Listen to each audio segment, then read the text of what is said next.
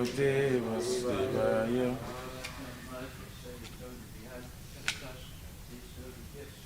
Janmadhyasya yatam vayaritarataschate swabhigya swarat. Tenne brahma vridaya adhikavaye mujantija suraya.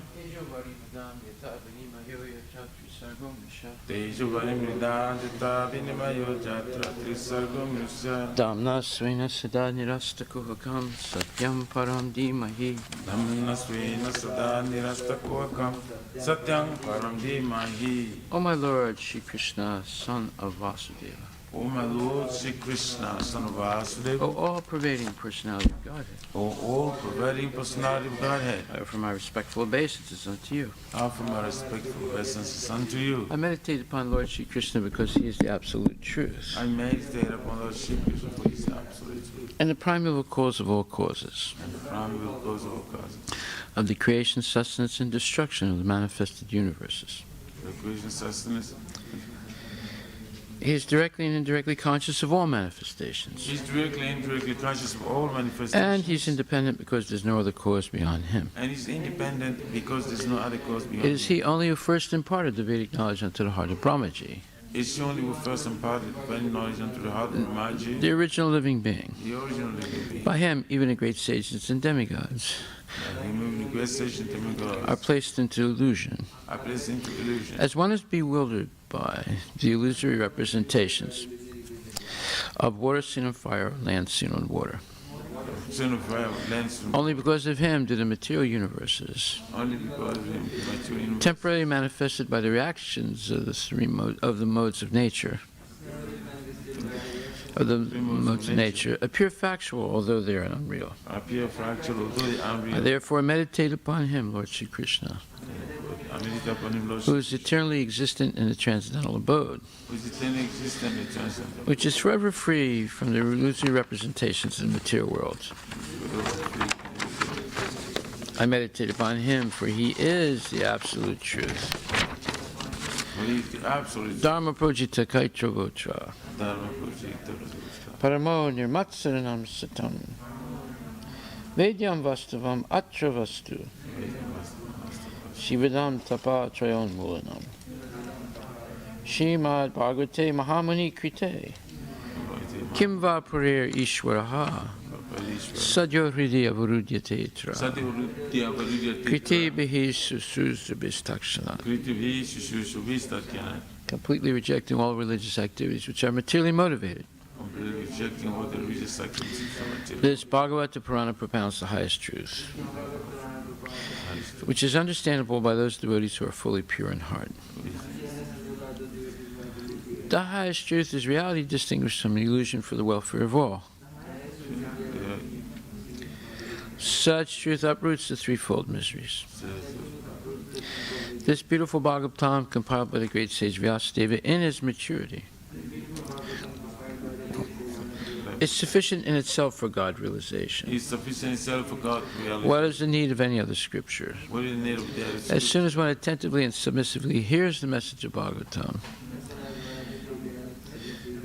by this culture of knowledge, the Supreme Lord is established within his heart. Nigama kalpatarur galitam phalam Sukhamukad amrita dravya samyutam Pibatam bhagavatam rasam alayam Muhur aho rasika bhuvibhavakaha. O expert and thoughtful man, relish Srimad Bhagavatam, the mature fruit of the desired true Vedic literatures. It emanated from the lips of Sri Sukadeva Goswami. Therefore, this fruit has become even more tasteful.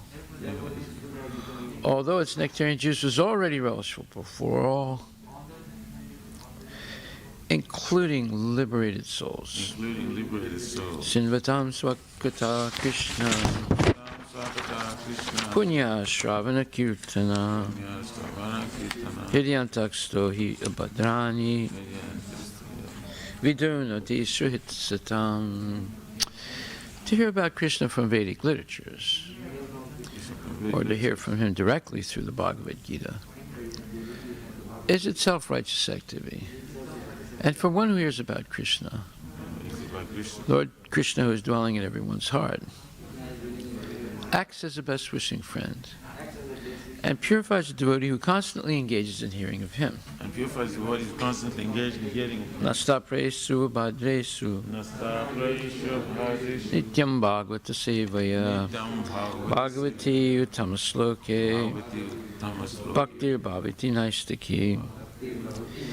In this way, a devotee naturally develops his dormant transcendental knowledge.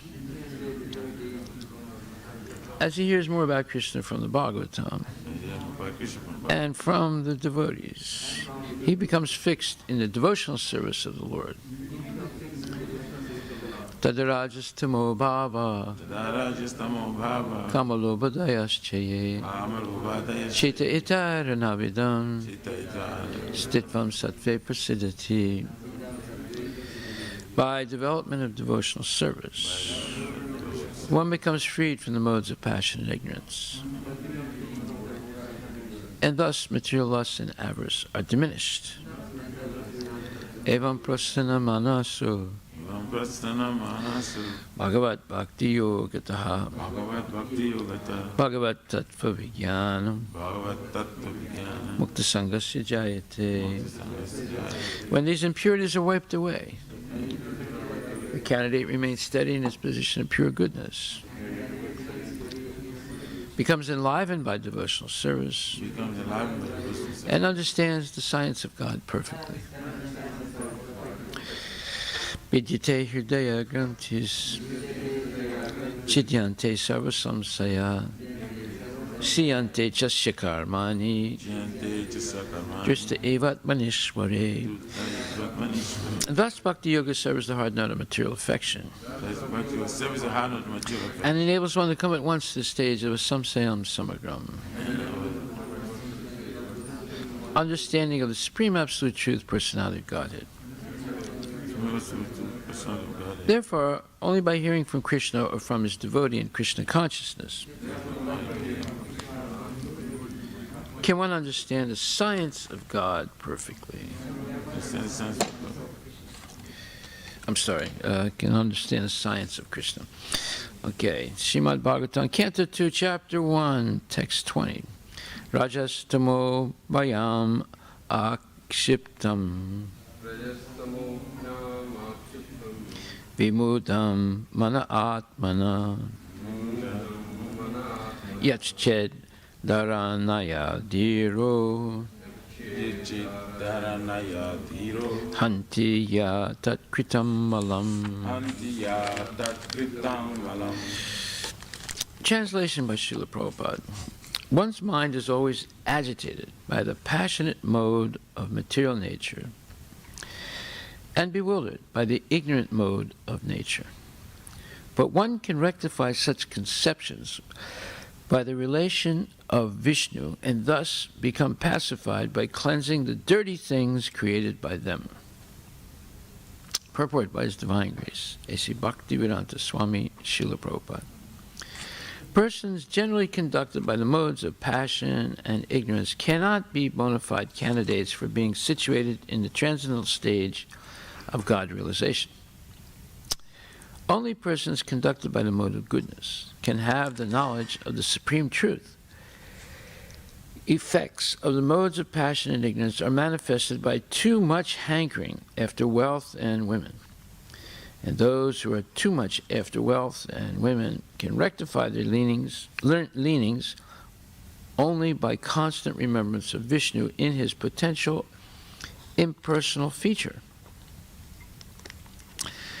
Generally, the impersonalists or monists are influenced by the modes of passion and ignorance. Such impersonalists think of themselves as liberated souls, but they have no knowledge of the transcendental personal feature of the Absolute Truth. Actually, they are impure in heart on account of being devoid of knowledge of the personal feature of the Absolute. In the Bhagavad Gita, it is said that after many hundreds of births, the impersonal philosopher surrenders unto the personality of Godhead. To acquire such a qualification of God realization in the personal feature, the neophyte impersonalist is given a chance to realize the relation of the Lord in everything by the philosophy of pantheism. Pantheism, in its higher status, does not permit the student to form an impersonal conception of the absolute truth, but it extends the conception of the absolute truth into the field of the so-called material energy. Everything created by the material energy can be dovetailed with the absolute by an attitude of service, which is the essential part of living energy.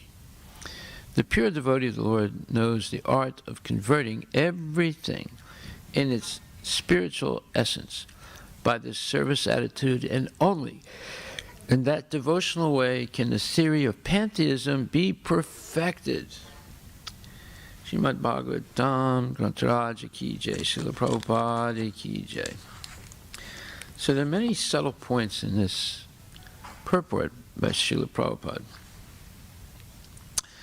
First of all, there's something very interesting in the verse itself, in where it says, but one can rectify such conceptions, that is, misunderstandings due to living in the mode of passion and ignorance. But one can rectify such conceptions by the relation of Vishnu, and thus become pacified by cleansing the dirty things created by them. Okay, so this is through personalism. You have to you purify these mistaken, bewildered, false ideas that have accumulated due to living in the mode of passion and ignorance.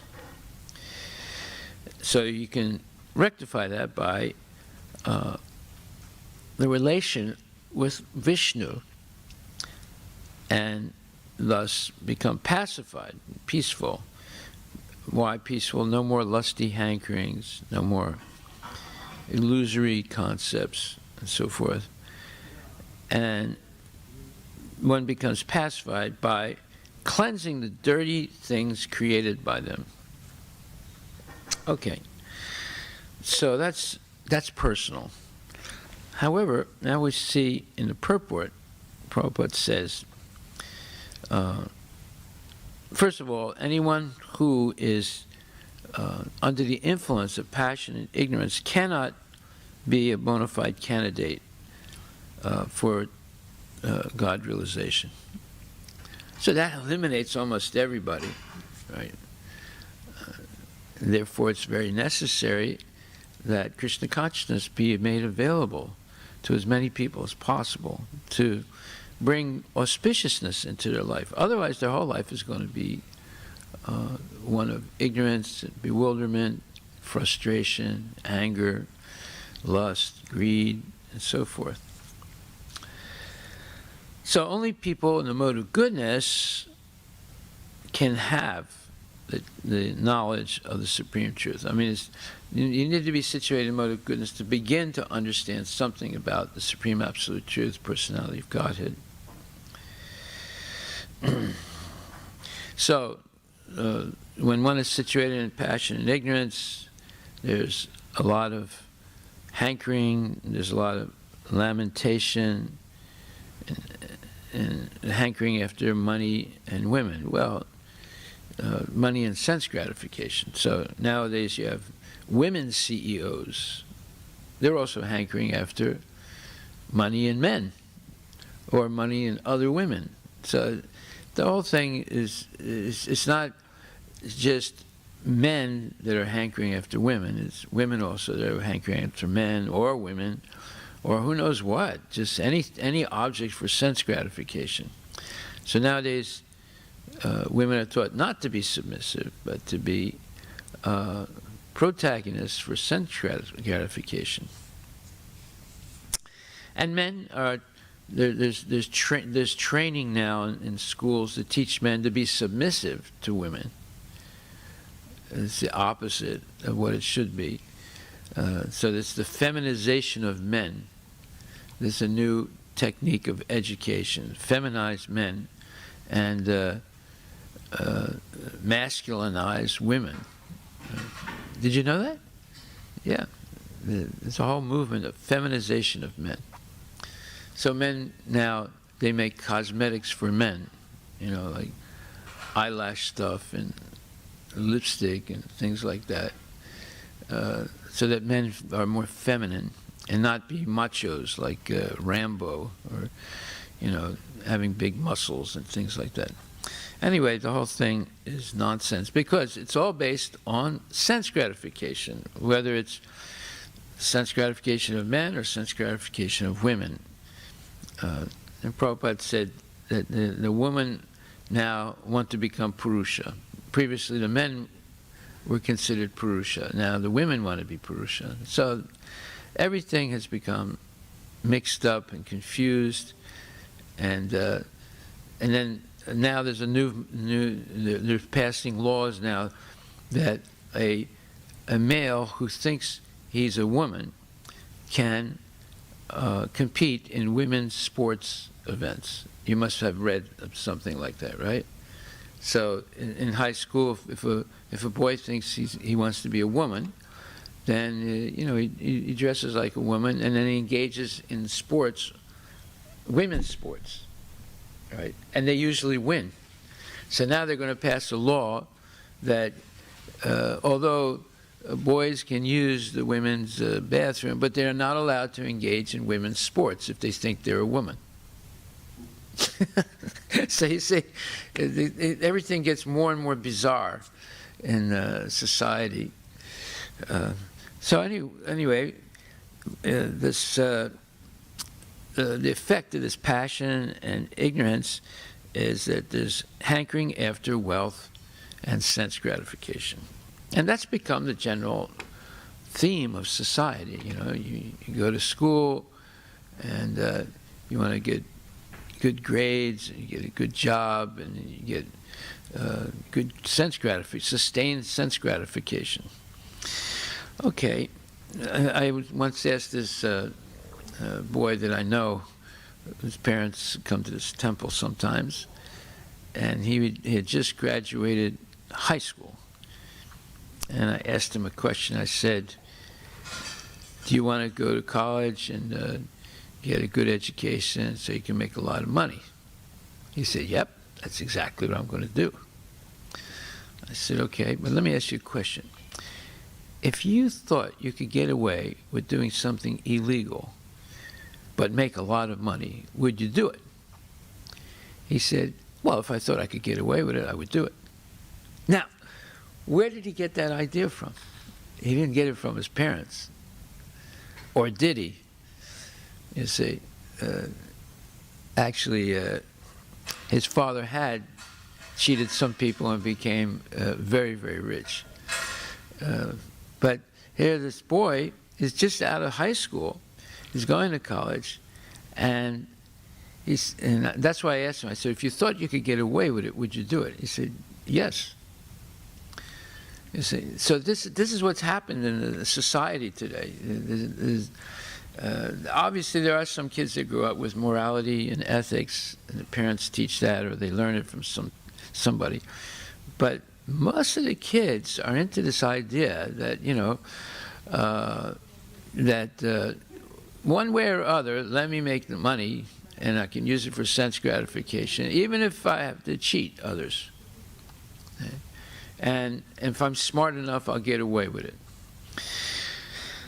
This is the sad state of affairs. And therefore, you're seeing that. If you look in the newspapers, you'll see, in the news, you'll see every month they catch a stockbroker who cheats his clients.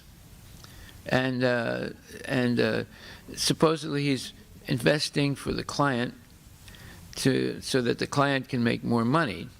And he also makes money too. But oftentimes they cheat them, and they get caught, and they're being prosecuted. I mean, you might know about the biggest cheaters like Madoff and others like that, who have cheated for hundreds and millions of dollars, sometimes billions of dollars. But there's many other smaller stockbrokers that get caught that get caught often cheating. Is this right, Prabhu? You know about that? Yeah. So this whole idea of, if you think you can get away with it, would you do it? And the answer is often yes, if I think I can get away with it. So, therefore, and those who are too much after wealth in women, when it says women, it means sense gratification, can rectify their leanings. Their leanings means their tendencies, only by constant remembrance of Vishnu in his potential impersonal feature. Now, why does Prabhupada say that? Because in the verse it says that, but one can rectify such conceptions by the relation of Vishnu, and thus become pacified by cleansing the dirty things created by them. But in the purport, he's saying that and those who are too much after wealth in women can rectify their leanings only by constant remembrance of Vishnu in his potential impersonal form. It's very interesting that he says that. So now we'll understand what he means.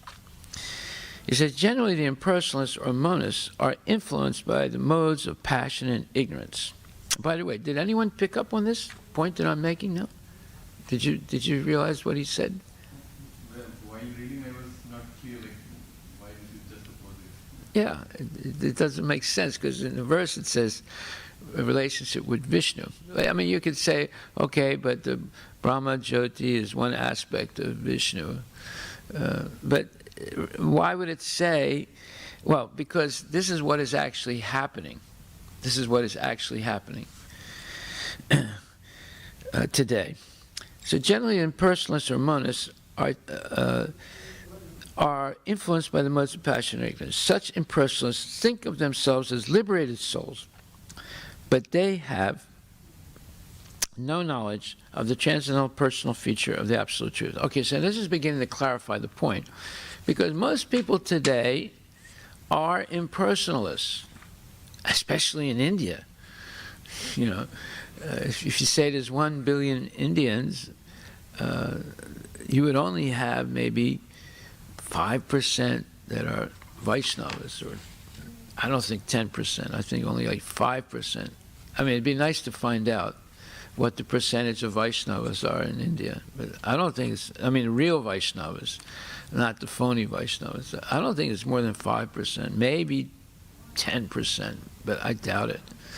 So that's, you can try and find out and see if there's any statistics about that. So most people are impersonalists.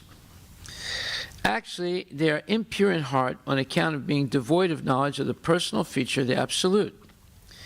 In the Bhagavad Gita, it is said that after many hundreds of births, the impersonal philosopher surrenders unto the personality of Godhead. So that's Bahunam Janmanam Ante Gyanavamam Prapadyante Vasudeva Sarvamiti Samahatma Sudurlabha, 7th chapter, 19th verse.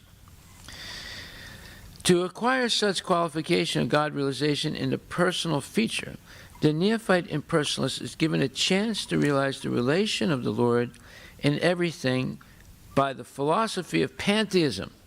Now this is a very interesting point that Prabhupada makes. What is pantheism? Well, it's a little convoluted, meaning a little complicated. Pantheism is the doctrine which identifies God with the entire universe, and it considers that the whole universe itself is a manifestation of God. And conversely, it's worship that admits and tolerates all gods. So you have these two aspects of pantheism. One is that the whole universe is God. And this is usually like the American Indians. They see God in any exceptional power in the universe, like the whale or the eagle. They say the Great Spirit is manifested. Or if you go to the Yazidi Kurds, they see the symbol of the peacock as representing God. See this peacock here? Right. they have that, and that's why the Yazidi Kurds identify with the Shaivites in India. They think that they came originally from the Shaivites, or that there's tremendous affinity between the Yazidi belief and the Shaivites. And they go to India and they take part in Shiva worship in Shiva temples. So anyway, the symbol of the peacock is something that they consider as some kind of manifestation of God. Okay, so this pantheism is even more complicated. So in pantheism, the universe is conceived of as a whole, being God, or conversely, that there is no God, but the combined substance and laws that are manifested in the existing universe. Wow, that gets really close to modern science now. Modern science believes that nature functions in an orderly way, and that and there are laws that govern nature, but they reject that the laws were made by God or a God or some superior intelligence. So they're completely irrational, these modern scientists, completely irrational. But we see it's some kind of a pantheistic idea. And then also, it's the pantheism is the belief that all the forces in the world are God. An example of pantheism is that they reject that God is a person, but that all the forces of the world or energies of the world are God, or is God. So we see, so pantheism has some indirect concept of God. Let's put it like that. That's why he says here, Prabhupada says here, that to acquire such a qualification of God realization in the personal form, the neophyte impersonalist is given a chance to realize the relation of the Lord in everything by the philosophy of pantheism. Pantheism, in its higher status, does not permit the student to form an impersonal conception of the absolute truth. Prabhupada is much more advanced than I am. I don't see where pantheism, I don't see the higher status of pantheism today. Maybe there was there before. But anyway, he says this. Pantheism in its higher status does not permit the student to form an impersonal conception of the absolute truth, but it extends the conception of the absolute truth into the field of the so-called material energy. Okay, well, yeah, we just heard that an example of pantheism is, well, another aspect of pantheism is the belief that all the forces in the world are God.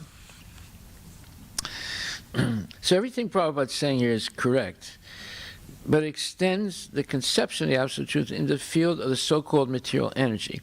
Everything created by the material energy can be dovetailed with the absolute by an attitude of service, which is the essential part of living energy. The pure devotee of the Lord knows the art of converting everything into its spiritual existence by this service attitude, and only in that devotional way can the theory of pantheism be perfected. So basically what Prabhupada's showing here is how to preach to the pantheists. This is what he's showing. And the verse that's essential for doing that is in the 4th chapter of Bhagavad Gita.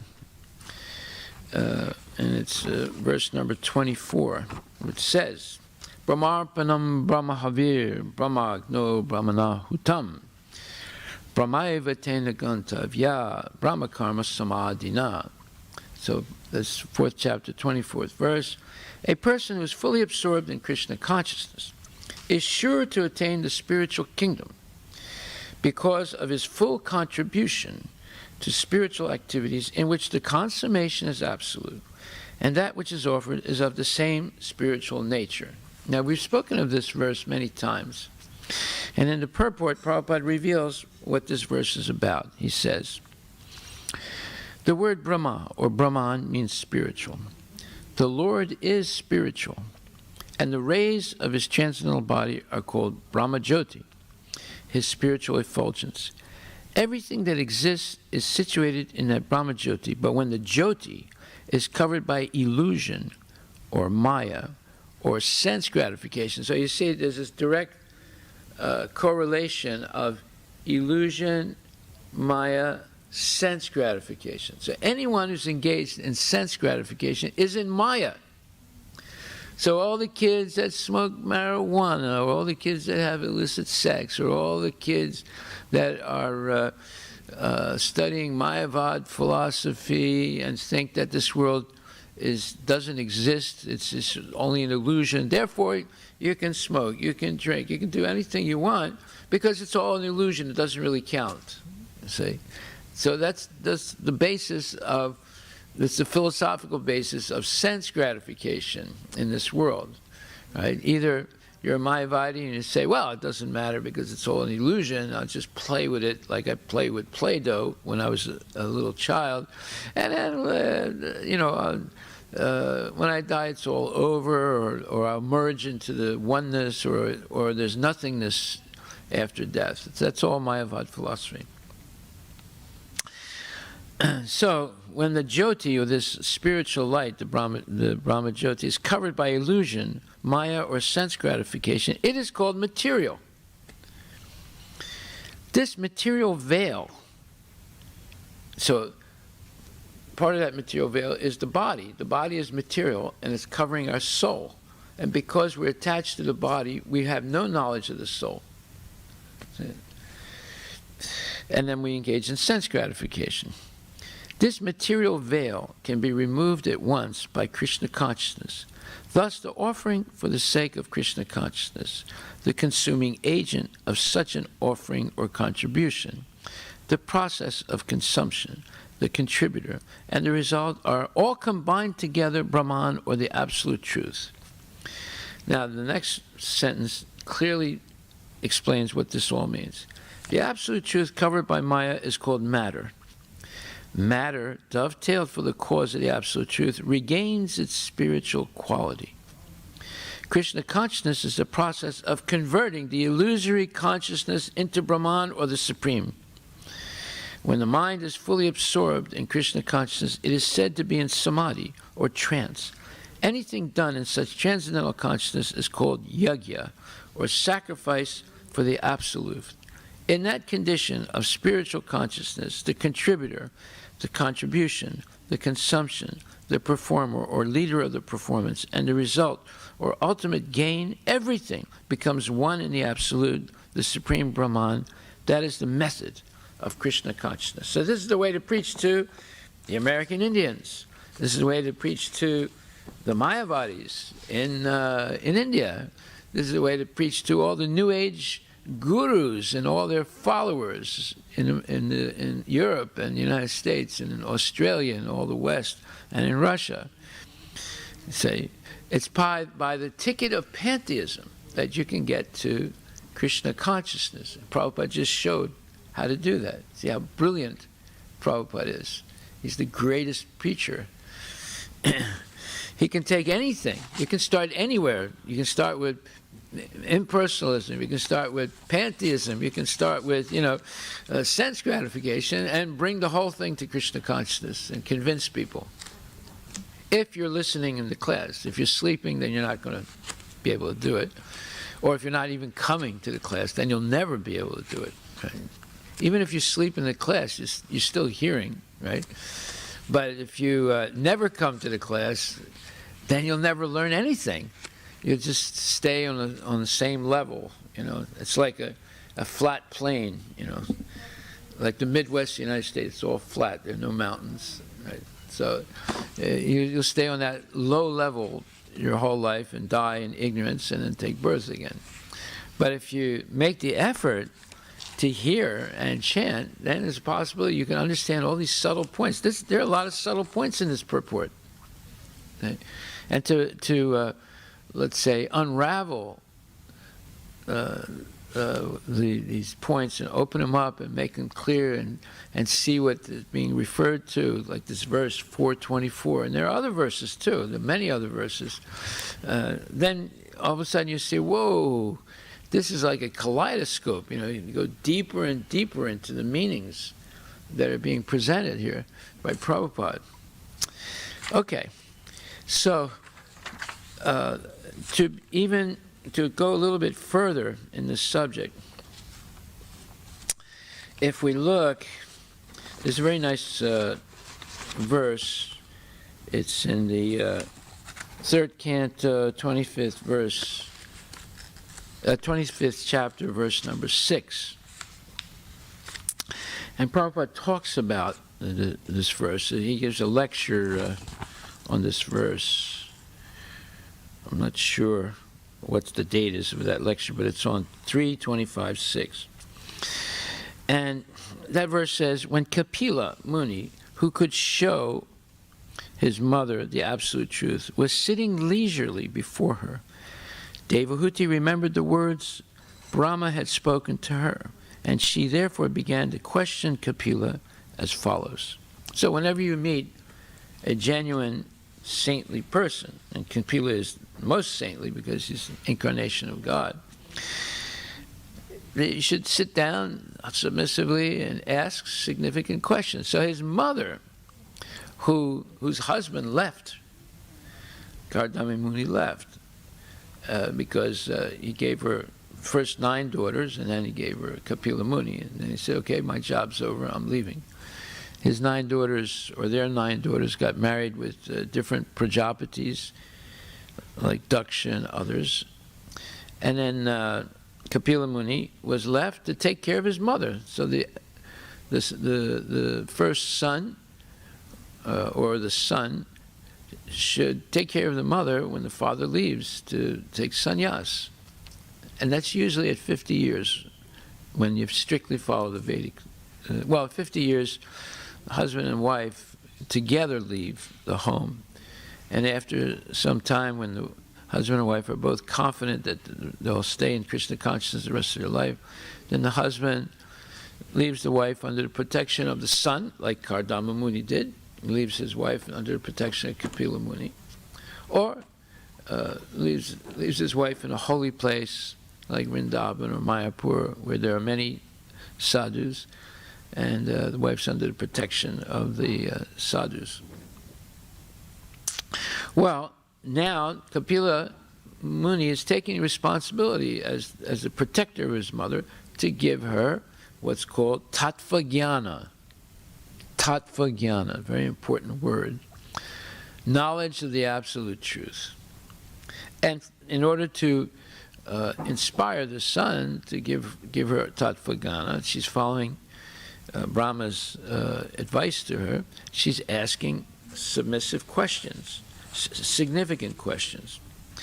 So in this class that Prabhupada gives on this verse, he begins to talk about the Mayavadis and why they cannot understand that this chanting of Hare Krishna or the names of Krishna is actually getting direct association with Krishna. They don't understand that. Therefore, he begins to talk about Lord Chaitanya's encounter with Prakasananda Saraswati in Benares, or Kashi, over 500 years ago. Prakasananda Saraswati, who was the leader of thousands of sannyasis at that time. And Kashi is a center of Mayavad philosophy, and they usually worship Lord Shiva. And so Prakasananda Saraswati was a very powerful sannyasi, and he was the leader of thousands of sannyasis. And so one of Lord Chaitanya's devotees tried to speak about Lord Chaitanya to Prakasananda Saraswati, and Lord Chaitanya happened to be in Benares at that time doing Sankirtan. And Prakasananda Saraswati became very upset. He said, that guy is a crazy fool. What are you talking about? You know, he's no real sannyasi. And he's not reading Vedanta Sutra. He's simply chanting and dancing. So He said, and the people he's chanting and dancing with are a bunch of fools, idiots, all losers. So he said, don't talk about this rascal sannyasi. He's a sannyasi. He is a sannyasi, but he doesn't read Vedanta Sutra. And just in a sentimental mood, he chants and dances. Don't talk about him. Better don't go there. So when Lord Chaitanya's devotee heard this blasphemy, Lord Chaitanya became extremely disturbed. And he went to Lord Chaitanya and tried to convince him that he should meet with this Prakasananda Saraswati and straighten him out, because he was misleading thousands of other sannyasis. So during the meeting, Lord Chaitanya comes, and of course he's extremely beautiful. He's over 7 feet tall. He has long arms that go a little bit below his knees, and he's extremely beautiful and effulgent. And after he enters and he sits down in a place where people wash their feet, and they're all shocked because he's so beautiful, he's so attractive. So Prakasananda Saraswati asks him, please don't sit here, you come and sit with us, and you look just like Narayana himself. So then they begin the discussion, and Prakasananda Saraswati said, you are a sannyasi, but you don't engage in studying the Vedanta Sutra, but in sentiment with some foolish devotees. You do some chanting and dancing. What is this? So he's challenging Lord Chaitanya. And Lord Chaitanya says, my dear sir, my guru saw me or considered me to be a big fool. Number one, Guru more mukha deki karila sasana. Chaitanya Charitamrita Adi 7.71. Therefore he chastised me. And he said, you don't read Vedanta Sutra. You just chant Hare Krishna. You're not intelligent enough to understand Vedanta Sutra. Just chant Hare Krishna and Hare Krishna Mahamantra. And thus, he ordered me like that, because I am a fool. I have no knowledge. Therefore, he has given me this engagement, chanting Hare Krishna. So I'm chanting this Hare Krishna mantra, and I don't know why, I become crazy. I become mad for chanting. And I get this transcendental pleasure out of the chanting. And sometimes I act like a madman. So my Guru Maharaj has said that you are very fortunate. You are very fortunate. Yes, you're going mad for Krishna. You are very fortunate. Then Prakasananda Saraswati very mildly said, it is all right, you are chanting. But what's wrong if you study Vedanta Sutra also? Then Lord Chaitanya said, well, we know Vedanta Sutra, but not like you guys. And he says, we know. And if you don't mind, please let me, excuse me if I'm being insulting to you, but we know Vedanta Sutra, but I can explain it if you want. But the way you guys explain it, well, I'm sorry to say, that doesn't fly. So, and he said, if you want, I can explain. He said, if you don't mind, then I can explain Vedanta Sutra. So they said, okay, go ahead, let's hear what you're going to say. So then Lord Chaitanya explained Vedanta Sutra. Now, Prabhupada summarizes it and makes it real simple to understand, but there's long passages in Adi Lila chapter 7, the explanation in depth, and then again in I think Antya Lila chapter 3, or Madhya Lila, Madhya Lila, there's more explanation of the discussion that took place. So anyway, Prabhupada makes a summary. He says, so he explained Vedanta Sutra that Brahman means the biggest. So Brahman is Sad Aishwarya Purna. It's full in all transcendental opulences, riches, knowledge, fame, power, and beauty, and renunciation. So, therefore, he's most famous, and in this way, Lord Chaitanya explained to Prakashananda Saraswati that, and he's the richest, he's the wisest, he's the most beautiful, he's the most famous. So that means that he cannot be impersonal. He's a person. You can't be beautiful, you can't be wise, you can't possess all wealth and all that. If you're impersonal, you can only do that if you're a person. So you understand? He's a person. And this way he explained Brahman as the biggest. He cannot be impersonal, he's personal. And he gave many quotes from the Vedic literature to back up what he was saying. So in this way, he convinced Prakasananta Saraswati, the leader of thousands of Mayavadi sannyasis. He said, the way you study Vedanta Sutra, that is not the proper way. Everything is impersonal. God is not a person. Vedanta Sutra means to understand the Supreme Personality of Godhead, Krishna. So, as Krishna says, Vedaischa sarviraham eva vedya, Bhagavad Gita 15:15. By study of the Vedas, if you have attained perfection, then you should know who is Krishna. Krishna also says, Yatatam apisiddhanam, Bhagavad Gita 7:3. That siddha means those who are liberated. So liberated means who have no more bodily concept of life. They are called liberated. Brahma Bhuta Prasanatma. And then he quotes the verse from Srimad Bhagavatam, 4th canto, 30th chapter, 20th verse, which is the same as Brahma Bhuta Prasanatma, Nasochatina Kankshati, Samak Sarve Subhute, Sumad Bhaktim Labhate Param. So it basically says the same thing. You see how Prabhupada is master of the Shastras because he knows all the correspondences. Correspondence means exactly this. 18th chapter, 54th verse says the same thing as Canto 4, chapter 30, verse number 20. Basically, one who is thus transcendentally situated at once realizes the Supreme Brahman and becomes fully joyful.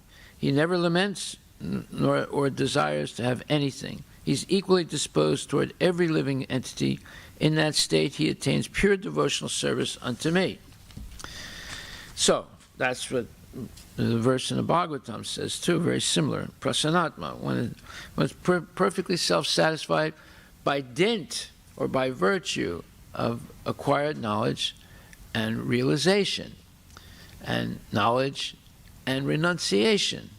Say this completely satisfies the soul, and therefore he becomes equal to all living entities, and thus has a clear mind and is not disturbed by anything.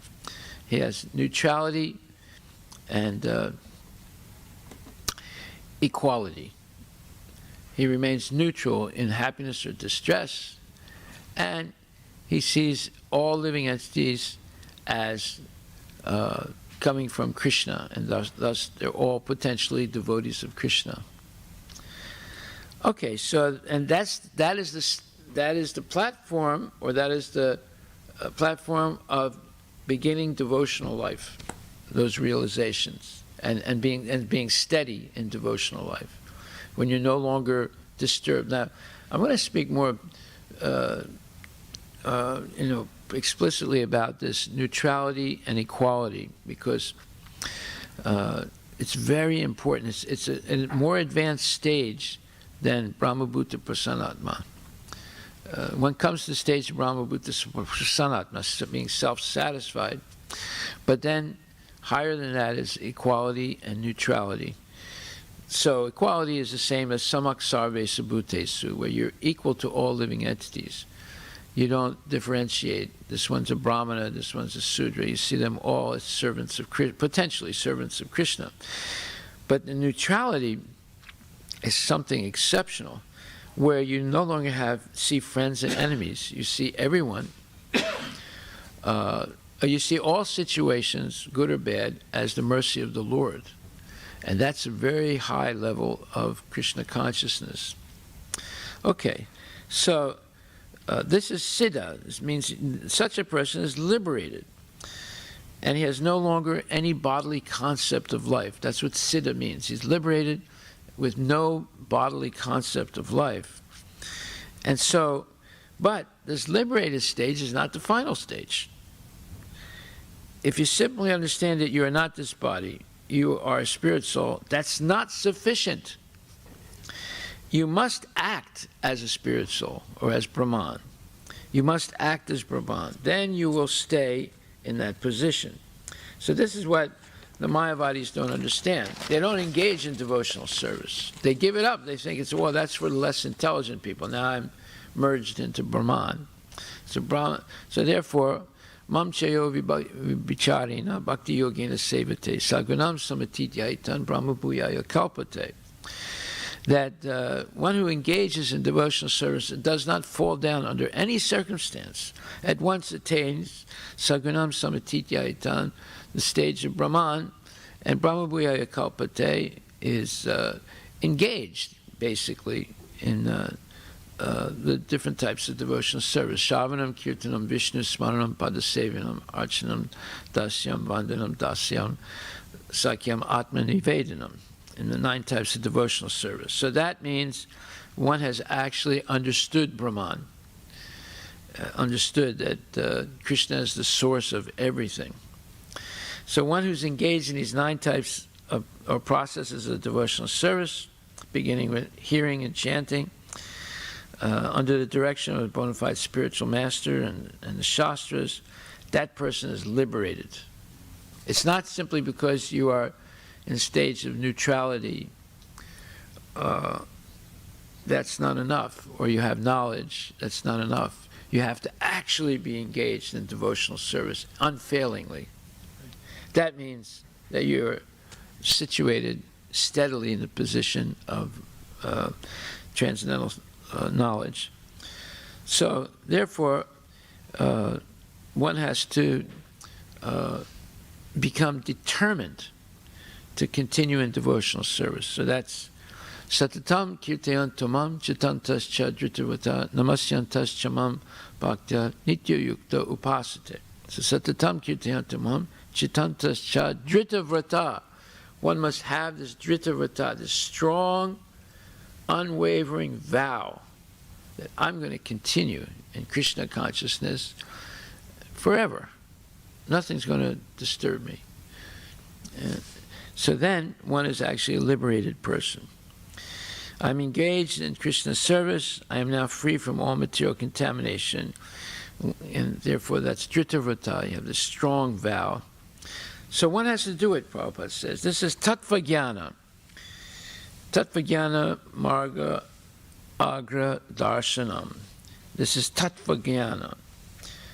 Brahmeti paramatmeti bhagavaniti sabhyate. You understand that Krishna is the source of everything, the Paramatma and the Brahman effulgence and the material nature and all incarnations. Itecham sakkalak pumsa Krishna stu bhagavan swayam indriyari vyut kulam lokam mradayanti yuge yuge. So once you come to all these realizations, then you're fixed. So therefore Prabhupada says,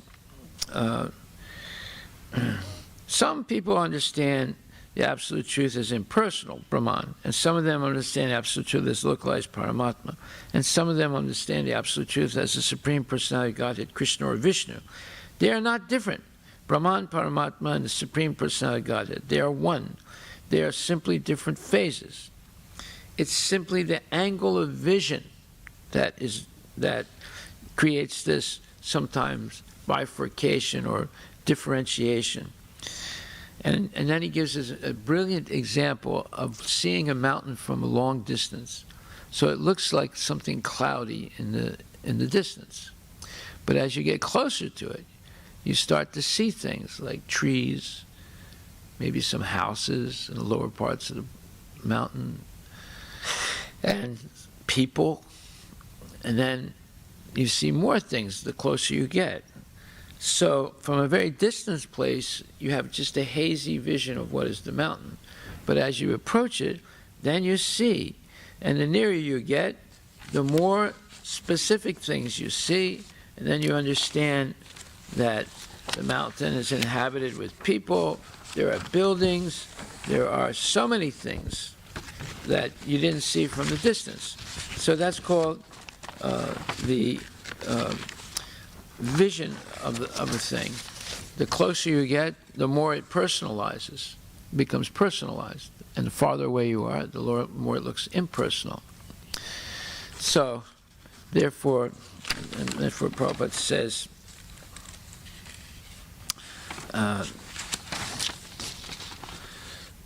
the final stage of spiritual realization is varieties. You'll see so many varieties. The Lord comes as Nrsingadev, the Lord comes as Matsya Avatar, the Lord comes as Varaha.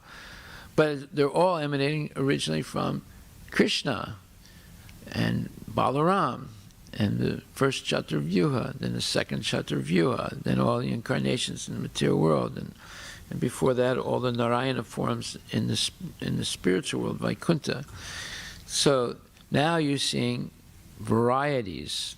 So the Absolute Truth is not without varieties. That is spiritual variety. That is not material variety. But the Mayavadis, they think, because they see the Absolute Truth from a distant place, far away, they think that in the Absolute Truth there's no variety. As soon as there are varieties, it is material. That is their understanding. But this is not the fact. The Absolute Truth is described in the Brahma Samhita.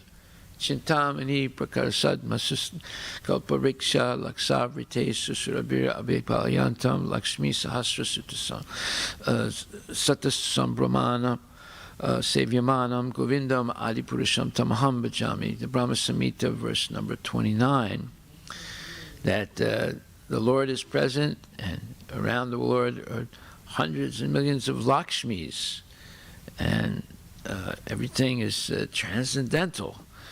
And so, in the spiritual world, the Vaikunthas, the people that live there, they are called Akshara. Akshara means they never fall down. They never fall down. And Shara means falling down to the material world. So the Aksharas, or the eternal devotees, they never fall down because they're always engaged in devotional service. So if we always engage in devotional service, we will not fall down either. Under the guidance of bona fide gurus, we can also, in this world, engage in unfailing devotional service. And that means we're liberated. We've understood Krishna, and we've understood Bhagavad Gita. So we'll stop right there.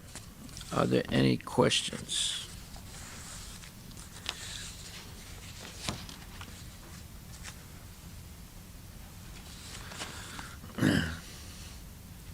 So there's a lot of wonderful points made by Prabhupada.